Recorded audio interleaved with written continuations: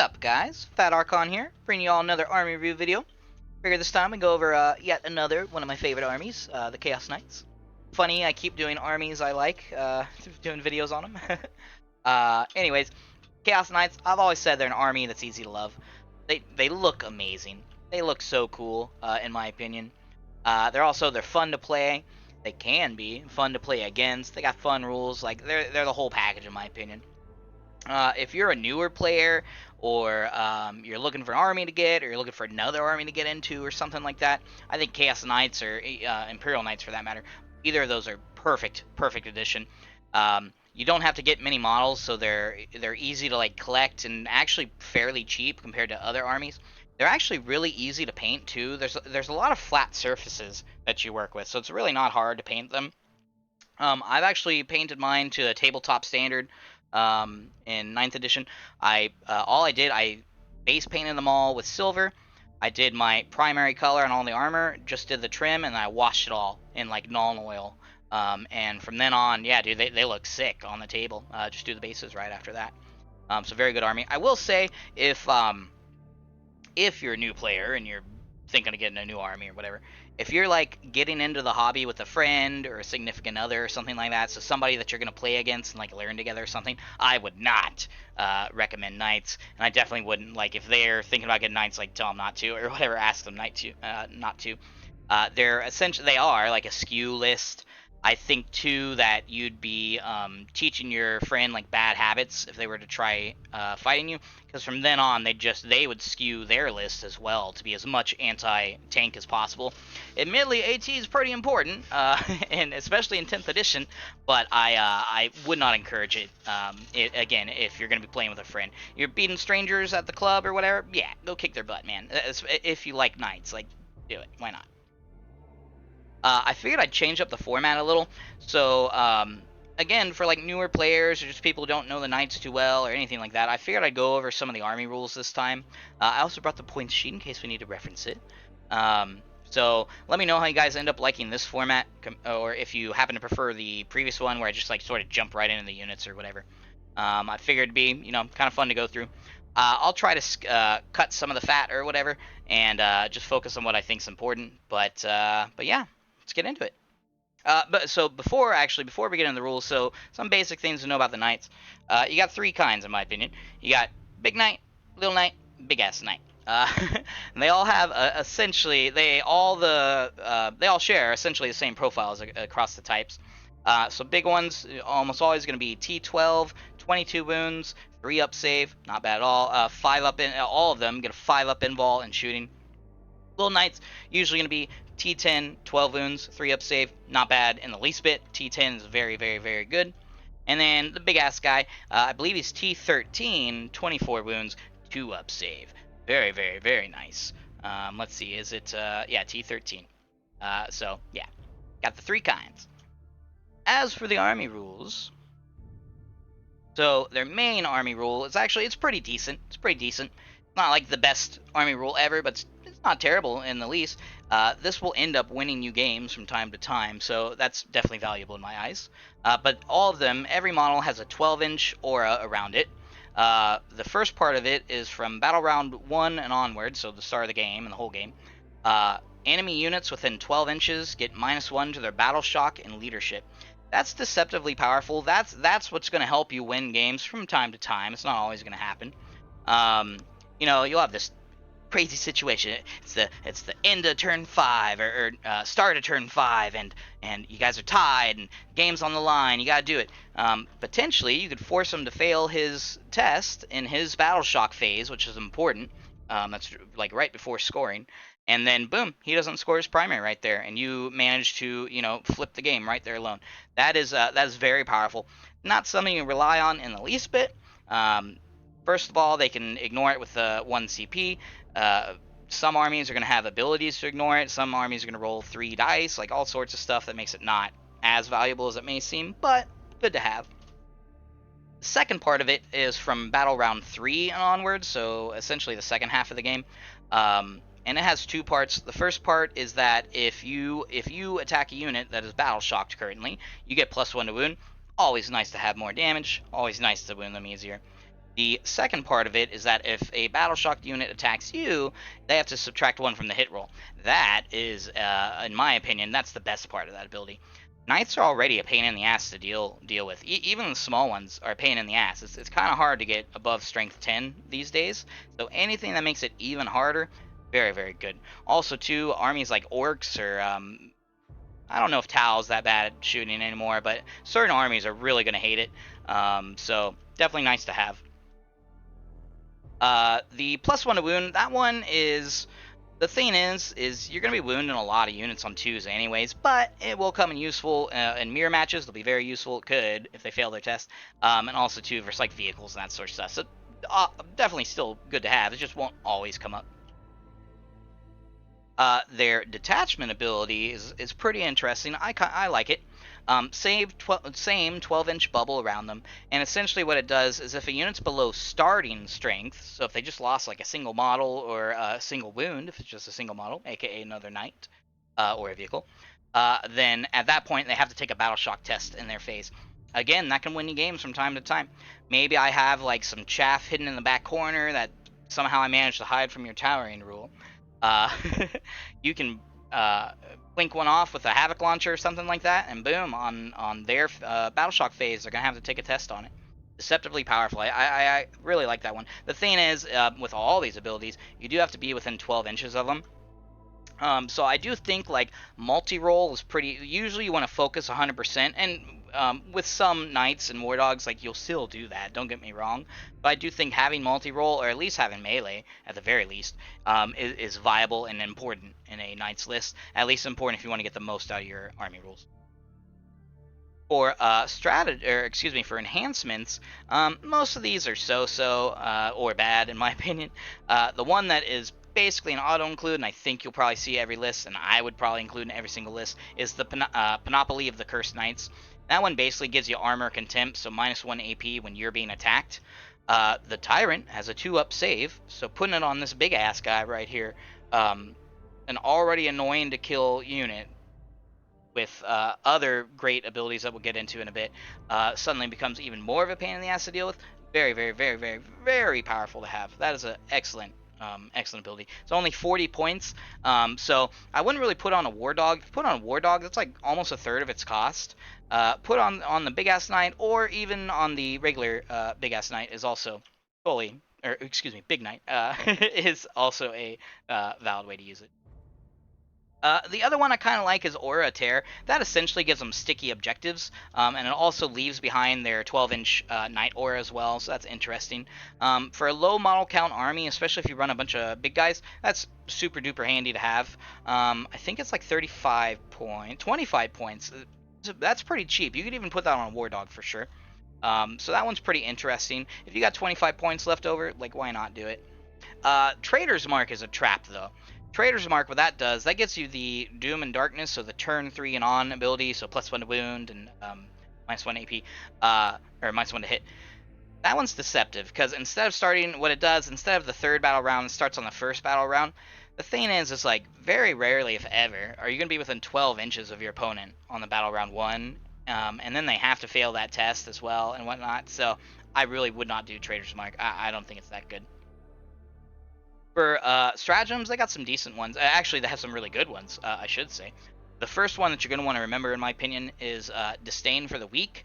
What that does is, in the fight phase, you can give one of your knights a 6-up Feel No Pain. Very, very powerful when you got a bunch of wounds on it. If they happen to be battle shocked, you get a 5-up Feel No Pain, and that's where it really like gets knocked into the next gear. A 5-up Feel No Pain maths out to essentially like 50% more wounds. So you put on somebody, even this guy with 20, well, yeah, just this guy with 22 wounds, boom, you're pushing into the 31 wound equivalent territory. Very powerful ability to have. Even just the 6-up is great to have. I believe that's a 20% boost. Very, very, very, very powerful ability for just a single CP. Definitely keep that in your back pocket. They still have their classic stratagem, Diabolic Bulwark, aka Rotate Ion Shields. Again, 1 CP, any of your knights, they get a 4-up Feel No Pain, or excuse me, 4-up Invulnerable against any range attacks. Again, plays into the making annoying to kill units even more annoying to kill. Excellent stratagem for just a single CP. you probably be tempted to play that every single turn. I think too that one's also valid on the War Dogs, so definitely something to remember. The last one, and arguably, in my opinion at least, this one could be the very best one. What this does, you get to pick 2 War Dogs, or one of the big guys, and basically they ignore all models and all terrain as though they weren't there, both yours and your friends. That is an incredibly powerful ability. One of the biggest issues you'll run into when running a skew list like Knights or vehicle heavy list or any of them is terrain. You don't normally get to like go around or ignore terrain unless it's under 4 inches in height now. You always have to go the long way. Be a pain in the ass. So what might look like, oh, I got 12-inch movement, I'm gonna get right there. Nope, you gotta go 8 inches around and make sure you rotate it right and do all this stuff. It can be a pain in the ass. That ability completely negates it for 2 of your models, in fact. That's 100% something I would try to remember. Turn 3, turn 2, you gotta go flip an objective, and there's a big ass building in between you. Knights of Shade, man, very powerful ability. I think that's definitely one you'll use a lot. All right, that's like the army overview. One thing I forgot to mention was the towering rule. Towering is what pushes both the knight factions way over the edge, and plays into the being a pain in the ass to fight against thing.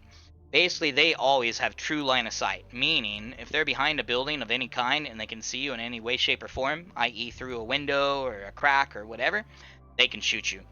Admittedly, you can shoot them back, so that's helpful, but yeah, man, it's super ultra hard to hide from them. I do hope that if GW doesn't fix it soon, I do hope that people come around to the idea of the old ITC rules where the first floor on ruins was always blocked. Didn't matter if they looked open in real life, they were still blocked off. I kind of think if GW doesn't fix towering, I kind of think we need that back. Definitely need some. So definitely remember, do not forget that. That's only on the big ones, but don't forget that. All right, data sheets. We will start with Mr. Despoiler. I really like this spoiler. So he's 410 points, so not that bad. In the scheme, so most of the big guys are going to be around 400 or so, a little above, a little under. He's actually technically the highest cost one. He's 410. Here, I'll pull it up. He's 410. But with that, you get a boatload of customization, which I super duper like. And the other really fun thing about him is you can double up on your weapons. So if you want to bring 2 thermal cannons or 2 Gatlings, or better yet, 2 battle cannons, you can do that. Kind of unique to the spoiler. I will, speaking of weapons, I do think the battle cannon's probably the best one. Reason being, so it's 72 inch range, but it has rapid fire that doubles its profile, like literally. So anytime you're within 36-inch range, which will be most of the time, you're getting, if you bring 2 of those cannons, you're getting what? You're getting 4d6 plus 12 freaking strength 10 minus 1 3 damage attacks. That's excellent with blast, by the way. So just like, yeah, it just gets kind of ridiculous when you bring the battle cannons. Another viable option, the Gatling cannons, very viable. Being able to throw out 36 multi-damage attacks, awesome. It'll clear up, it's basically made for clearing up Marines, like left and right. Very powerful. I'm not really sold on the thermal cannon. It doesn't have the strength that it won. Like, I figured it'd be strength 14. Like, why isn't it strength 14? Winning other knights or whatever. It does have minus 4 AP, that's fine. D6 damage, so variable. 2 D3 shots, so also variable, so that's another ding. It does have melt to 6, which is very, very, very powerful, and it does have blast, but then you figure it has 24-inch range, so you're not always going to be in range even for the normal profile. Like, you're wasting turn 1 with your 410-point model, and then to get the bonus, the melt to 6, you got to be within 12. Not always going to happen. You're almost always going to run this, or you are always going to run this guy full ranged, I would think. So, you're not going to be able to protect yourself either, really, if they charge you. So there's a lot of negatives with the thermal cannons, I would say. Personally, again, I'd run them double battle cannon. I think that's hands down the best one, in my opinion. For abilities, so friendly war dogs within 9 inches, they get +1 to their battle shock test. Whatever. It's helpful to have, but whatever. That's not something to really care about. The second part is alright. He gets to reroll 1 hit and 1 wound roll every single time he attacks. Depending on the loadout you bring, like, you know, it's 1 out of 20 some odd shots or whatever. But still, you know, it's there. Could come in clutch, who knows. I like the spoiler. I really like the spoiler. He's scary as hell. He's something that the opponent's going to have to deal with, like, ASAP.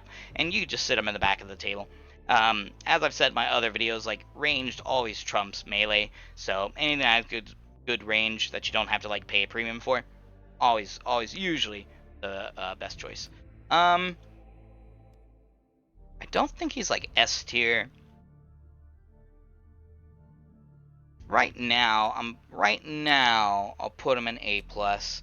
There are other profiles that we need to get to, but for now I'm gonna put him in A+, because if you're bringing a big guy, I think he's one of the better options you can bring. And if you're souping in a knight and you just want, just one of them, you don't do war dogs, which arguably might be the better choice.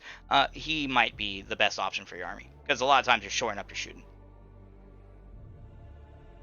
All right, the Abominant. You know what? It's funny. I'm not really sold on this guy, and we'll get to that in a second. So, ranged weapons. He's got an okay one. He gets 9 shots with devastating wounds, strength 12, 3 damage, but no AP. That really hurts it. Luckily, people don't get their cover saves with no AP. I believe that's how it works. So at least you don't have to worry about that. But still, no AP really hurts. Shooting knights or something, like, you're gonna tickle him. He is multi-roll, which is a perk that plays in the whole trying to get within 12 inches of people and stuff. And he actually has a decent amount of attacks. He gets 12 melee attacks. His main one, Electro Scourge, sustained hits, 9 attacks. It's fine. Strength 10, minus 2, 3 damage. That's a decent profile right there.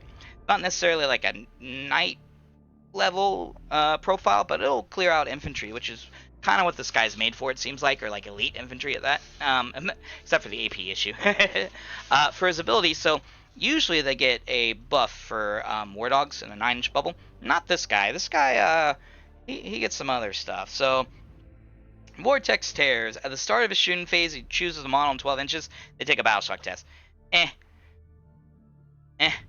I mean, yeah, I guess you could stop them from taking a using a stratagem. Also, too, if it's battle round 3 or beyond, you will get +1 to wound if it manages to go off, but that's a pretty shit ability, in my opinion.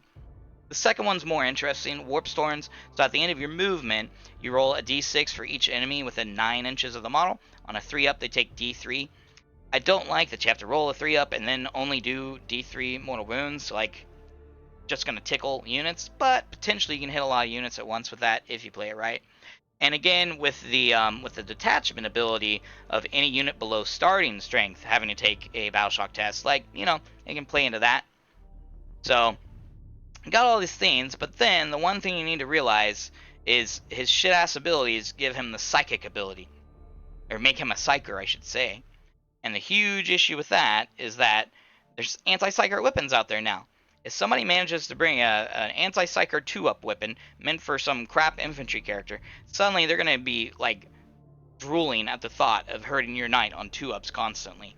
I will admit it remains to be seen if anti-psyker is, like, really an issue in the scheme of things. I will admit I haven't seen that much yet, although I have seen a little. It's usually, like, incidental. But if Thousand Suns or Grey Knights or other armies start, like, dominating the meta, or people just realize, like, oh, the Abominant, he doesn't like he has a weakness of Psyker, potentially you'll see more of that. That really detracts from him in my eyes, though, because that's a liability. I also don't like, really, his ranged output, and I really don't like his secondary abilities. So, for now, at least for Chaos Knights, I think he's, like, a C. Somewhere in the C. We'll see if he belongs higher or potentially lower, but for now I'm going to put him in C. That's just way too big a vulnerability. Alright, Knight Rampager. I actually really like this guy. I especially like the thought of this guy. A gigantic freaking, like, 60-foot tall gigantic robot sprinting straight at you. Yeah, man, that scared the crap out of me. He is melee only. He does get some interesting abilities. He gets plus 2-inch movement, which is helpful. Like, it's not a lot, but that helps. His melee is going to absolutely tear. He gets extra attacks compared to the others. A lot of them only get 4 attacks. He gets 6. He hits on 2-ups with everything. His sweep profile is insane, because like on the sword, he's getting 18 2 damage, and with his claw even, his powerful one, he's getting 12 3 damage, strength 10 attacks with that one. I do think his claws better for the most part, so strength 20, you're winning most things on 2s, minus 3 AP, 8 damage, like that's insane. For his abilities, so each time he charges, he gets sustained hits. Awesome, man, especially if you're doing that sweep profile. That's an extra 3 or 4 attacks usually. And then also, too, once per battle, he can advance and charge. Very powerful for him because, obviously you want to get him melee ASAP. His other ability is Frenzied Rampage. Basically, War Dogs get reroll 1s to hit in the fight phase. You're bringing a bunch of melee War Dogs or mixed roll. Totally decent to have. I will say his big issues, with every melee, he's a melee unit. He's got to get into combat. He's got to make it across the board. Admittedly, he does have the toughness. He does have the profile to most likely be able to do that. Probably turn 2, but he's better than a lot of melee options. But you're paying a lot of points for something that can only bad touch up close. So while I really love his model, I really do like him a lot. I think I'm gonna have to put him, at least for now, put him in B tier. I believe he's 395. I want to say Abominant's like 390. Abominant's 395, and so is Rampage. Right? Both of them are 395. All right, Desiccator, he's 390, so he's the cheapest one. This guy, I'm not really sold on. I don't really like. So his range, so he's a mixed profile, range and melee. But his range is only 3 shots. Yes, it's going to be hitting on 2s. It's strength 18. Minus 4 AP, but then you also got the D6 plus 3. Like, yeah, it has the potential to do a lot of damage, but also has the potential to only do 4 damage with your 3 shots. Not on a 390 point model. Nah. For his melee, I'd bring the Claw on most of these guys. Only 4 attacks and on 3s, but still 8 damage each. That'll definitely do some hurt if he hits somebody. For his secondaries, so each time he hits a monster or vehicle, he does get devastating wounds. Like on that laser destructor, that's pretty good. I should say it's range attacks only. So that is pretty good, but 3 shots and fishing for 6s, not something you can rely on at all. And again, you might just do 4 mortal wounds. His second ability is that War Dogs reroll 1s to hit in the shooting phase. That actually is pretty powerful. Maybe if you're spamming a boatload of brigands or something, like maybe that makes up for the negatives I'm bringing up or whatever.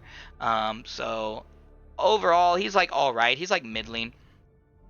If you have him, he'll work fine. Like if somehow he's your only big knight, like he'll still do fine. I just think there's way better options. Truthfully, does he belong in C tier? I kind of think he does, because his output is just so little. Even combined with the melee, it's only 7 attacks if you're doing the big hitters. I'm going to put him in C, probably above the Abominant. Oh, okay, so we're getting on to the Forge World. I guess I should have mentioned in the beginning that, yeah, I'm going to do a little bit of Forge World here. Not all of them. I don't think all of them are really that viable necessarily, nor do we need to go over them. Not many people own them. But there were a few profiles that definitely were looking good, and I think are worthy of going through. I am going to take a swig, so cheers, my friends. Yeah. Alright. So this guy, the Castigator, he's quite interesting. For ranged weapons, got a Castigator Bolt Cannon, so 18, strength 6, AP 2, 2 damage attacks. This guy's pretty good at mowing down Marines. And then he also has a Warblade. Only 4 attacks, only quote-unquote strength 14, minus 4, 6 damage though, so totally decent melee. Or his secondary abilities, so his first one is, in the shooting phase, after this model is shot, select 1 unit, except for monsters and vehicles, hit by one of those attacks, until your next turn. While this unit's around, that unit is suppressed. They must subtract 1 from their hit roll. That's actually really good. Being able to force a -1 to hit on any unit you want, just about, super freaking good. We kind of touched on that earlier, how making an annoying thing more annoying, fantastic. You always want that. His second ability, his aura, it's only a 6-inch aura, but ranged weapons get the sustained hits ability. That also is insanely good. more is better. So getting exploding hits, something that's not necessarily that easy to get, very useful to have. I should mention his bolt cannon's twin linked as well, so it's going to reroll wounds. So like that really is reliable at killing like 2 wound models for sure. He's pretty cheap, I believe. He's only 410. Let's check. Oh, 420. Nice. So he is decently priced, but you could definitely argue he's 100% worth that. I wouldn't put him S tier or nothing like that, but he's way up there. I do think he goes in A plus tier. Thinking, does he go above the spoiler? I kind of think he does, because he like brings not sure the word I'm looking for, but he gives you like skill-based abilities that you can play. So he gives you cards to play, I guess I'll say. So yeah, I'll put him A plus. We'll see if he belongs higher. All right, the Lancer. Okay, now this dude is interesting. The Lancer, very interesting. So one thing you'll want to try to notice is he has a 4-up invul always. Normally you only get a 5-up invul at range with all the knights. No, this guy just always gets a 4-up. That's insane. He also has a 14-inch move. Excellent. He also has 25 wounds. Good. You know, it's more than normal. That's still excellent. And then his abilities. So his first one, he gets Tank Shock for free. Even if it's been used by somebody else. So Tank Shock's actually something you'll probably use with knights like all the time, potentially. So very strong to have for free. You're just going to use it every single time. And then while friendly war dogs are within 6 inches, they get the assault ability. You know, it's something, but I don't care. I wouldn't worry too much about that one. So his lance, so he's mainly melee for sure, but his lance also does a little bit of range, sorta. So it's 12-inch range. Sustained hits 2, which is fantastic. Strength 6, no AP, 2 damage. So you know it'll plink some marines. Again, that helps you key off your detachment ability. So that's decent. When he gets into melee, though, he gets, so his main profile, 5 attacks, hitting on 2s, 20 strength, minus 3 AP, 8 damage, with the Lance ability. This guy's going to wound everything in the game on the 1-up, essentially, even though you can only 1 on 2-up. So, super strong melee right there. The 4-up invul really is what kind of pushes him over the edge in my eyes. And then he is, I think he's the one that's 410. Let's see. 405, so even better. Yeah, this guy's a steal. I definitely think if you own him, I think you consider bringing him. Does he belong in every single list? Not necessarily. A War Dogs only list totally seems valid, and maybe you want to buff him with something different if you do the mixed list or whatever, but he's super good. If you bring a big guy, consider him. Alright, the Archon, I think it is. This guy's interesting. This guy's most interesting thing, that he's a freaking Titan with a flamer. An 18-inch flamer that ignores cover. And that is super powerful because, you know, the Overwatch stratagem. The Overwatch stratagem is one of the more broken things in the game if you are able to abuse it. And this guy's bringing along a 2 damage 18-inch flamer. Admittedly, you know, 2d6 attacks, so it is random. Maybe you'll roll just 2. But if you manage to roll decent, like even average or above, you're getting strength 8, minus 1, 2 damage each. Fantastic, being able to do that on your opponent's turn. I was hoping maybe you could bring 2, but yeah, it is only 1. He also got Twin Bolter, who cares about that? And he brings a little bit of melee. Only 4 attacks, but never hurts to have it. His ability is first one, Searing Flames. In your shooting phase, after he's shot, shoot an enemy hit by 1 or more attacks by your flame cannon. Until the end of the phase, they don't get cover. So, you know, that's nice. Cover's super common. You're going to see it everywhere. A lot of your weapons have pretty good AP, so being able to make sure that you're using all that AP on whatever unit you want within 18 inches, pretty damn good. His second ability is that War Dogs in the fight phase within 6 inches in the... That's right. They force a battle shock test to anybody in engagement range.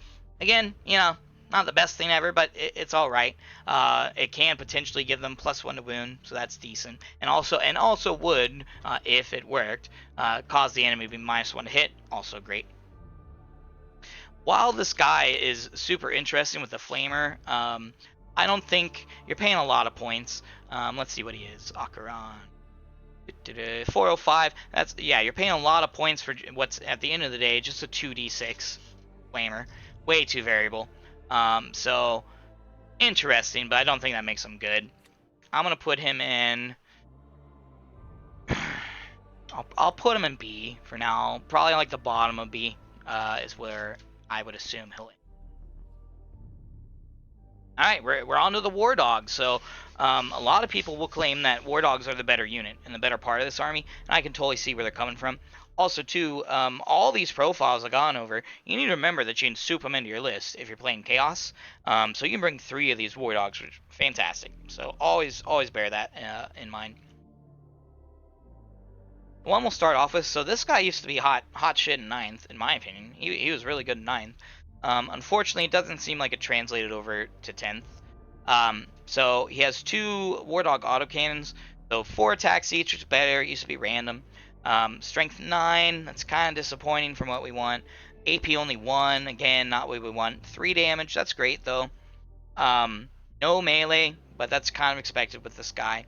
You can give him Melt-A-Gun or Stubber. I think for this situation, especially this guy, you'd want to bring him a Stubber, because you're going to be hitting infantry from across the table. That's like your main thing you're going to be doing. Melt-A-Gun requires you get up close, and you don't want to do that when you don't have a melee weapon. His ability is that if you target a unit below half strength, you get to add 1 to your hit roll. So that's cool, to finish off a unit, which he'd be pretty good at. You'll be hitting him on 2s. His autocannon profile is just too bindling, though. You can get way better than this guy. He is really cheap. I think he's 130, in fact, which is very cheap. 135. That's I believe that's our cheapest unit, period. Yep. Tied for. So unfortunately, he was fun in 9th, and a lot of people probably have the model because of that. I don't think he goes that high. I don't think he's necessarily. Yeah, you know what? I would say he's C, because like you'd bring the other War Dogs. I don't think you'd bring him. I'll put him behind Desecrator. All right, the Brigand. All right, this guy, very interesting. The first time I read his profile, I just thought he was like good, It's like, oh, he's got, I'd like it. He's got a lot of shooting. I love it. By the way, this guy's shooting focus. But then you hopefully notice that he hits on a 2-up. He's got a ballistic skill 2. Fantastic. That is great. He also brings, again, 2 ranged weapons, which is what we want. We have really good range, in my opinion. The Avenger chain cannon, 12, strength 6, -1, only 1 damage, but that'll do good. Units like Cultist or Eldar or that sort of stuff, this guy's like tailor-made for murdering. And then he also has the, I call it the big-ass Melta. He's got the big War Dog Melta. It's only 2 shots, but they are hitting on 2s. Strength 12, -4, d6 damage, and then Melta 4. So you try to rush this guy up to whatever vehicle you want to annihilate, and hope you do enough damage to him. Of course, weird. For his ability, each time he makes an attack, if they're the closest enemy unit to you that's eligible, you improve the AP by 1. That's fantastic. Kind of wish the Executioner had that, but, beggars can't be choosers. I will say, so I math hammered them not too long ago, and the Brigand actually is one of the least efficient units, period, when it came to killing big knights. Other vehicles, I'm sure he'll be fine with, and pretty much vehicles and monsters he'll be good with. But just be aware, even though he hits on 2s, he doesn't have that much big hitting output. So don't expect him to be dropping knights on his own. The trick is you bring 3 of them, and then there's a decent chance they'll be doing it. I like him a lot. I do think Brigand belongs in S tier. I think a lot of times you'll bring him over the others. I think he's 160. Verify. 150. So 150 is a great rate for what you're getting there. Definitely worth bringing. The Stalker. So one of the first things that's interesting about the Stalker is he's a character. So you want to bear that in mind. If you're running a War Dog only list, you have to bring a Stalker, because you have to have a Warlord of some type. So do bear that in mind. He's a mixed profile or multi-role, which is really good. That keys into our ability. I really like the Stalker being multi-role. I believe he's only 130. He's ultra cheap, 135. I like him a lot. It's debatable whether you bring the chain cannon or the spear. You know, look at your meta. If you find a bunch of T3 or 5-up armor save or any of that sort of stuff, consider the chain cannon. Otherwise, truthfully, you probably do the spear, just because 10th is looking like an addition where you're going to see vehicles everywhere, vehicles and monsters. T10 is like the new T8 or whatever. Well, T7, I'd even. Wait, I take that back. T10 is the new like T12. What am I saying? Got that mixed up. For his ability, he has the Stalker ability. If he targets something and there's no friendly units within 6 inches of that unit, you add 1 to the wound roll. That's really powerful. You won't always see units that are on their lonesome like that, but you will from time to time, especially like deep strikers. This guy is like excellent in killing deep strikers. Definitely something to bear in mind. I really like the Stalker a lot as well. There's the fact you're like forced to bring him too, but you can give him relics and all that. Let's verify that he's 135. Yeah, 135. Yeah, I think he goes in S tier. Yeah, I think he goes in S tier. Like, I don't know if you bring him over the Brigands and some of the other options, and you probably do actually, because again, the multi-roll keys off of our abilities. But he's definitely one of the better choices in my opinion. Carnivore. In 9th, this is one of my favorite ones. He's a fun unit to play because he's the little like melee murder machine, and he's really good at it actually. So he gets extra 2-inch move, so 14-inch move. Otherwise, the profile's mostly the same. He does hit on 2s, and he also gets extra attacks. So he's sort of like a miniature rampager essentially. He also has a pretty good ability, which is reroll charge rolls. That's super handy to have, especially a 14-inch move. Theoretically, like don't play it this way, but you could deploy him on the line, move up 14 inches, and then try for a 10-inch charge and re-roll it. I wouldn't recommend it, but like, you know, if you gotta kill him ASAP or you're screwed, that's a way to do it. He's actually pretty efficient too. If he gets in a melee, he'll do good because he has either weapon option. He's got the Slaughter Claw, which is good at anti-vehicle, or he's got the Chain Talon, which is good at anti-like elite or just anti-infantry period. So he actually does pretty good on getting his points. I do think he's the most expensive, or one of the more expensive. I think he's 160. Yep, yeah, 160. So pretty spendy what you're getting, and I do think that's kind of what holds him back. Also, too, the fact that again, range is always going to be superior to melee until GW figures out some way to fix that. So I do think that all holds him back quite a bit, but he's usable. You could bring 3 of them in a list and just rush them at your opponent, and there's a decent chance 1 or 2 of them are going to make it there. So I like him a lot, but I don't think he actually belongs very high. I'll put him in C for now. I'm not sure he really belongs in C. He's just like middling, so like maybe he'd be between C and B. I will put him behind the Desecrator for now though. Alright, the Huntsman. This guy's he's like the anti-vehicle, anti-monster specialist. Anytime he attacks one of those, he gets to reroll wounds and damage rolls 1, so that's great. He's got that big ass Melta. You can also put a small Melta on top, which in this case I would get him specialized for that. He also has the melee. The melee is funky though. The melee is the more anti-elite and anti-infantry. That said, it's still strength 10, so normal vehicles he'll still be hurting pretty decently. So, it's debatable if it's as bad as it might be, although I would rather have the Slaughter Claw. This guy's perfectly serviceable, perfectly fine. I believe he's like 140. He's fairly cheap. Let's double check. Yep, 140. Yeah, he's totally serviceable. Yeah, I'd probably put him in A. He's really not bad. Not for 140. You do only get the 2 attacks with the Melta. That isn't a concern, but toss it in the melee and trying to get within 12-inch range, he'll do his part. Ooh, we're on to one of the fun ones. So, alright, Tyrant. This guy used to suck in 9th. Not really suck, but he was like way too expensive to bring in. He wasn't practical. But with 10th edition, he's gotten like nothing but buffs. So one of the big ones is he's T13. That's fantastic. A lot of like las cannons and other stuff like that. A lot of anti-tank is strength 12. This helps negate that. He's also a 2-up save, like base. Fantastic. Fantastic. And I should have mentioned this at the beginning, damn it. you get cover now, and you get cover super easy. And a knight's always gonna get cover basically, because always some part of you is gonna be behind a building or terrain or something of that sort, giving you cover. He gets to choose between two different profiles. I would keep his default one, which is the oh wait, no, excuse me. I would use the Dark Flame one and Harpoon one for sure. The Harpoon is awesome. It's only a single shot. 18 inches. Hits on a 2. That's fantastic. Strength 24. That's ridiculous. AP minus 6. That is like really ridiculous. Damage 12. That's ridiculous. And then you look at the keywords it gets: anti-monster 4-up, anti-vehicle 4-up, devastating wounds.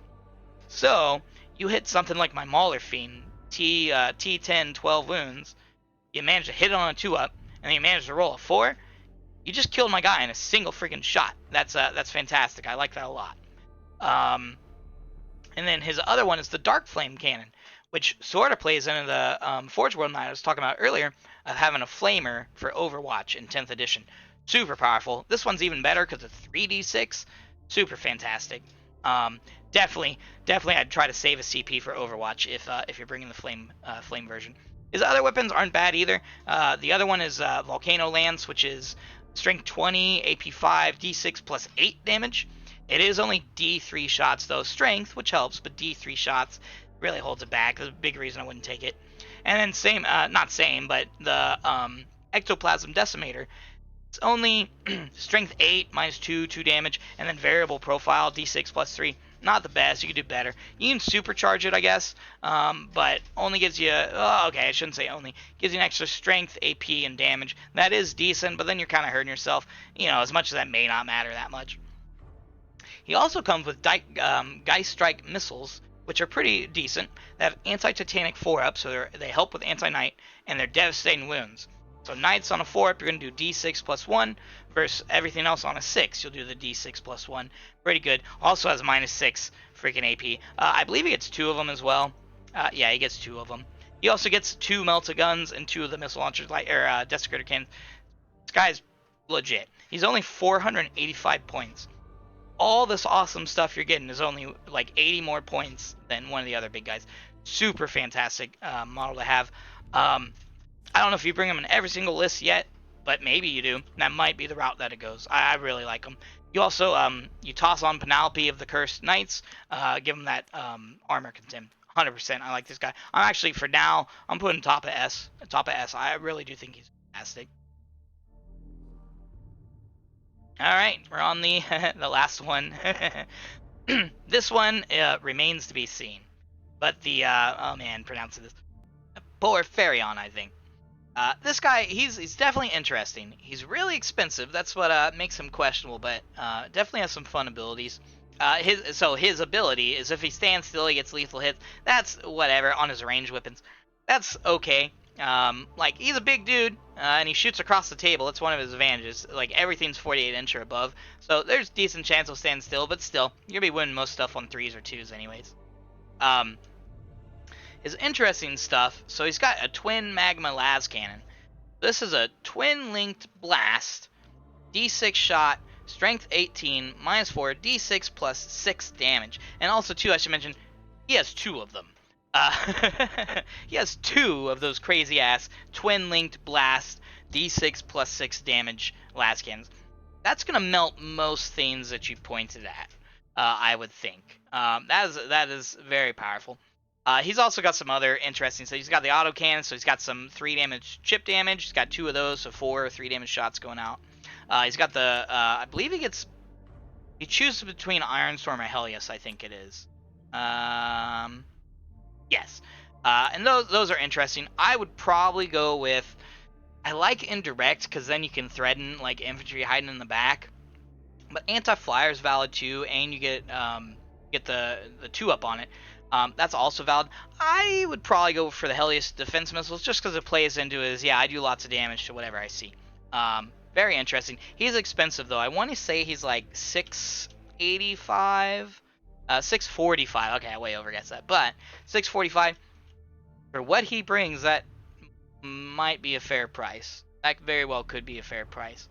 There is one thing that's gonna ding him for me though.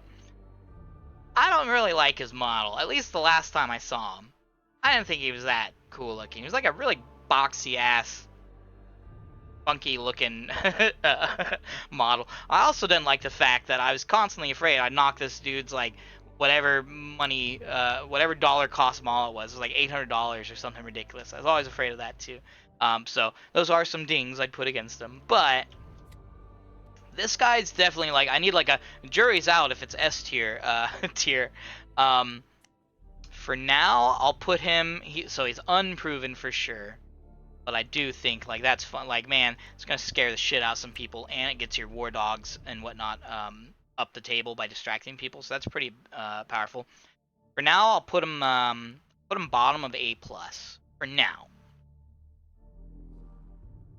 All right, boys. I think that's it. I had a feeling Chaos Knights would be pretty quick and easy. They don't have that many profiles. Legitimately, they really are a really fun ability army. I do think this edition they're gonna do pretty good. Already, like currently, like I would argue they're one of the better armies, one of the top ones. The combination of having high toughness across the board, having the great profile, so you know you got the good movement, good saves, you got all that stuff. Towering is the huge one. If towering gets changed very much, then all of this could change a lot. Potentially could fall apart depending how far GW goes on changing it. That is one thing that you need to consider. But either way, they're looking spicy for 10th. I love them. I love playing them. I love allying them. I think they're fantastic. Yeah, hopefully this video was helpful. Hopefully you guys agree with some of these. Let me know which ones you don't agree with. I do think I think there's a lot of these I could jump around. I wouldn't be surprised if there's some varying opinions versus what I have, and that's totally fine, man. You know, if I got something wrong, I should know it so I can fix it, or at least consider it. I was thinking, so I got a long weekend coming up. I'm thinking the next video. I was gonna say maybe Chaos Demons. I will admit that would be a hard video to make. I would think that would take a long time because there's a boatload of data sheets. Like just doing HQs would probably take an hour or two. So we'll see, but I am considering it. Maybe I'll do like a I don't know, an allies for chaos. So definitely let me know if you guys have any suggestions or there's any particular content you guys would like to see. Legitimately, I love conversing with you guys. I love supporting you guys. I love hearing all your guys' opinions and stuff. And I definitely want to get better. So let me know if you guys got any tips. And then last thing, okay, so this is kind of cheesy. I'm like new to all this YouTube stuff, so like I did videos back in the day, but even then I always, half-ass it. I'm being a little more serious on it, a little bit.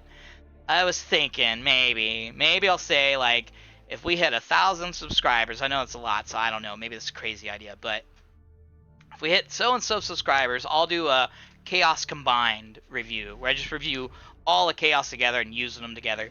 Because you can bring 1,000 points of CSM, 500 Knights, and 500 Demons, so you can totally bring a mixed army.